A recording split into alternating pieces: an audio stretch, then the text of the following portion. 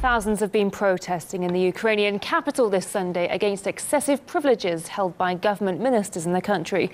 The demonstration was organised by former Georgian president turned Ukraine opposition leader Mikhail Saakashvili. Protesters stormed a concert hall in the centre of Kiev, where it's believed Saakashvili had hoped to set up a command centre to continue the rally.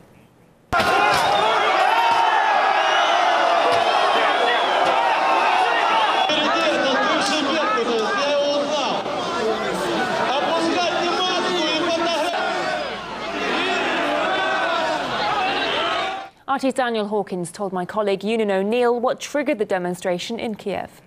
Estimated thousands attending this particular protest. They're calling for the impeachment of President Poroshenko and the standing down of the country's Prosecutor General Yulia Lutsenko as part of the wider protests against corruption and against, as we heard, their excessive government privilege in the government structures. So very much an ongoing situation really in the capital of Ukraine. Well, there's probably a wide spectrum of people here. Many of them may have protested in the 2013-14 Maidan protests, but for example, the black flags you can see, just to pinpoint one image, they are actually carried usually by the followers of Ukrainian nationalist parties, right-wing parties as well. They make up some element of the protesters, as they did, of course, play a factor several years ago in the Maidan protests as well. Largely, though, these are people, again, who are just unhappy with the continuingly uncertain political situation in the country, who may have had their hopes dashed by the revolution of 2013-14. Well, this seemed to be headed by Mikhail Saakashvili. Now, people who may remember the name would associate him as being the former president of Georgia, sure, but he's involved in a separate country here.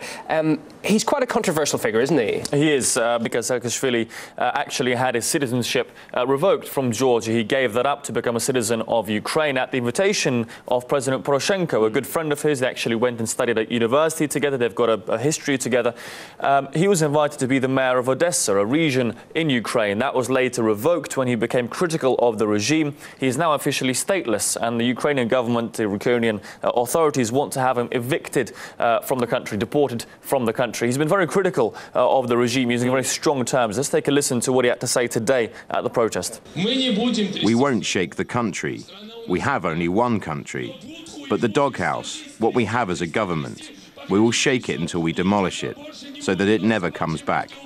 Well, you can see the sort of firebrand rhetoric. He really doesn't mince his words. He's actually wanted on criminal charges both in Georgia and in Ukraine, where, funnily enough, he's accused by authorities of trying to organize a criminal coup led by all people by pro-Russian former President Yanukovych. Has there been a big reaction from the public there, from authorities? Well, I can bring you two reactions from Western representatives in the country. The Canadian ambassador, the former British ambassador to Ukraine, Judith Gao, they've said they condemn, well, rather, the attempts to seize and damage public buildings are an abuse of the right to peaceful protests. Both of the ambassadors have stated this. That was a reference, of course, to the images you saw there of the public trying to storm a concert hall being pushed back by police. And there was people inside the theatre at the time as well, weren't there? We believe there was a concert going on inside at the time. The police tried to stop them going in. We have reports of police officers being injured. We don't know how many people have been arrested or injured, but obviously there have been some minor skirmishes, not of the levels we've seen perhaps at previous protests,